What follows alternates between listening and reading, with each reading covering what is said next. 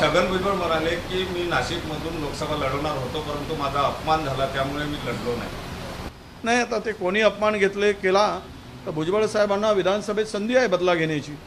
त्यांनी तो बदला लोकसभेचा विधानसभेत घ्यावा आणि ज्यांनी अपमान केलंय त्याच्या विरुद्ध बंड पुकारून ताकदीनं भुजबळांनी आपलं बळ दाखवावं. निलेश लंके यांना गजा मारण्याचे गुंड आहे पुण्याचे त्यांनी भेट घेतल्याची माहिती दिली आहे. मला माहीत नाही, मी माहिती घेऊन सांगेल.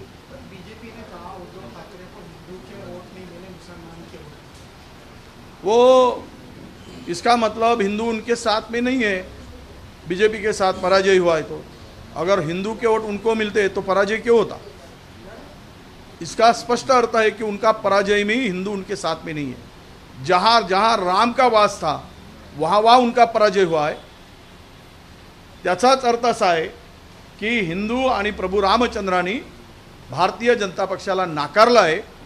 ते जर उद्धव ठाकरेकडे बोट दाखवत असतील तर ते चुकीचं आहे. प्रकरणी जी अजित पवारांना क्लीन चिट मिळाली त्यात आता अण्णा हजारे यांनी याचिकाच दाखल केलेली आहे.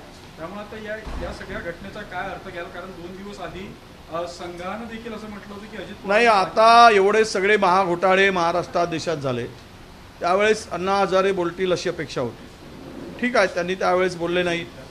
आज जर ते बोलत असतील तर त्यांना पक्षात घेतलं, उपमुख्यमंत्री केलेत, अनेक भ्रष्ट लोकांना घेतलं.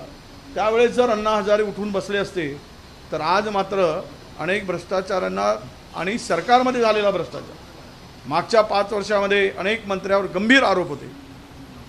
ते आरोप अनेक मंत्र्यावर होते. भारतीय जनता पक्षातील जवळपास 10 मंत्र्यावर आरोप होते. त्यावेळेस अण्णा हजारे बोलले असते तर कदाचित भ्रष्टाचारांना आळा घालता आला असता.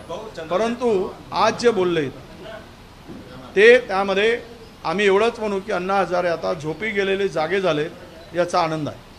बावनकुळे म्हणाले की महाविकास आघाडीला मत देणं म्हणजे मोदींच्या कल्याणकारी योजना राज्यातून बंद करणे अशा प्रकारचा आहे, त्यामुळे मवियाला मत देऊ नका. हो, म्हणजे मवियाला मत देऊ नका आणि त्यांना मत द्या. म्हणजे 2 लाख शेतकऱ्यांनी 10 वर्षात आत्महत्या केल्या, त्या 4 लाख होतील.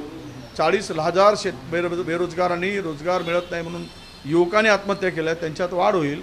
महागाई भरमसाठ वाढेल, त्याचा आनंद लोक घेतील. बेरोजगारी वाढेल, त्याचा आनंद घेतील.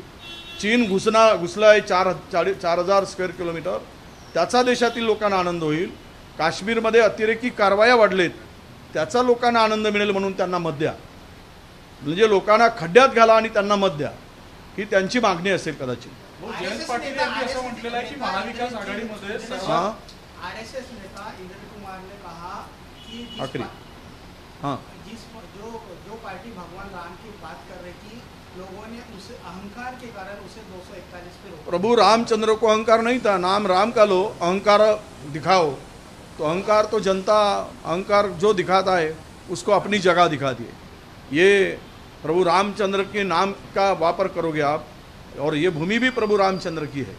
यहाँ अहंकार को हमेशा खत्म किया है, दबाया गया है, उसको नष्ट किया गया है. तो वही दिन अभी भारतीय जनता पक्ष के शुरू हुए. कांद्याच्या संदर्भातले निर्णय आता वाणिज्य मंत्रालय घेणार आहे. आपल्याकडे जी यंत्रणा नाफेड असेल किंवा बाजार समिती असेल याच्यावर कुठेतरी ओव्हरटेक करून हे सगळे अधिकार आता वाणिज्य सरकारकडे देण्याचा प्रयत्न केला जातो. नाही, ते सगळा कंट्रोल, कारण आता देशाला अदानी कंट्रोल करतो आहे.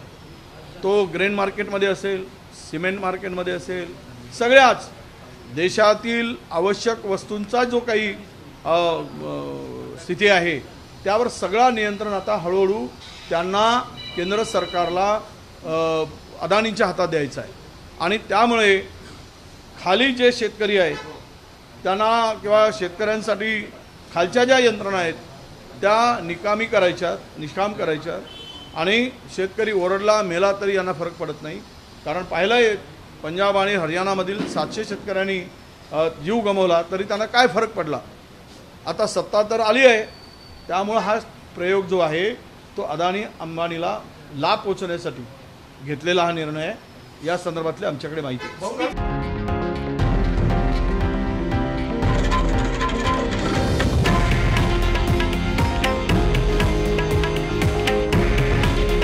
हे आहे देशातील नंबर 1 न्यूज नेटवर्क आणि आपण पाहत आहात TV9 मराठी. काळजी तुमची, हित महाराष्ट्राचं.